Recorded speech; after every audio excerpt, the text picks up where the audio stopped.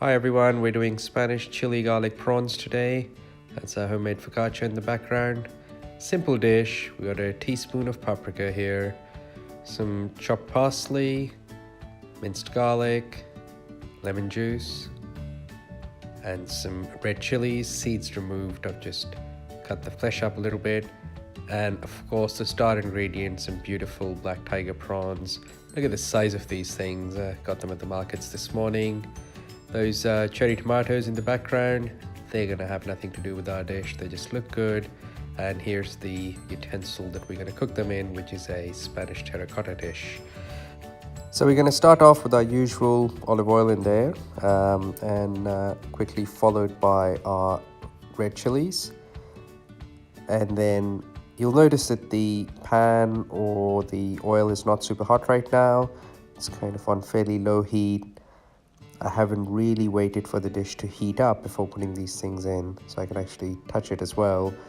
Give that a good mix through, evenly distribute the garlic and chili. That's been cooking for a little bit, and now I've added the teaspoon of smoked paprika in there. By now my pan's nicely heated up as well. My garlic's cooking but not burning, and I'll just toss that around, and immediately you'll notice the colors are just changing beautifully.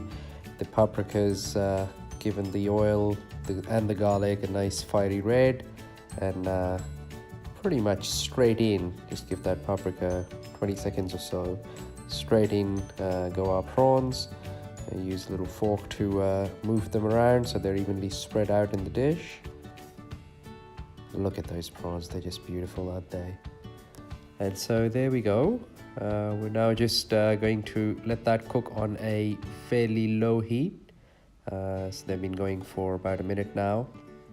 You can see the prawns changing colors. The tails are getting a nice orangey pink there. I'm going to season it now with a bit of salt, and then just give it a bit of a gentle stir or a toss around, and relatively soon after that you can turn those prawns around and you can just notice the beautiful colors that are coming out. That's the paprika, the garlic, the chili, just all the olive oil, giving those prawns the beautiful color and really nice flavor there. So we're going to turn all those prawns over, and we're going to make sure that the heat is coming across nicely. The left hand side of my pan seems to be a little bit hotter, probably because I haven't placed it right in the center of the heat. So I'm going to pick up that little rogue prawn that isn't so well done, this one here, and I'm just going to put it over there. And now what we're going to do is a little bit of lemon juice. Now, of course, you can squeeze a fresh lemon directly. I had a bit of time on my hands, so I got some lemon juice in advance. Gave me a chance to remove the pits out of it. So we'll let that sort of cook through a little bit. Add our lemon juice. I'm going to go with about 4 or 5 teaspoons. You don't want to add too much lemon juice because they're going to become a bit too lemony.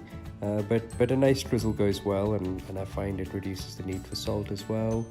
Works out quite nicely. So now you can see there's a bit of liquid in the pan there. There's lemon juice, olive oil. The prawns have released some moisture, but the prawns are cooked through now, and we're going to be careful not to overcook them. It's about another minute on the other side. I've turned off the heat, and I've put quite a generous amount of the chopped parsley on there, and I'm just going to give them a bit of a quick turn. I can't really toss it in the pan because there's too much liquid there, and but you know, give it a good mix, and you your parsley distributed nicely. You don't want to cook it because it's going to be a bit bitter, and there you go. So serve it. I did make a nice focaccia. You might see my other recipe. It's a beautiful bread that goes with it. You can dip it in the sauce and eat it, but that's just a lovely dish. Thank you all, and hope to see you again soon.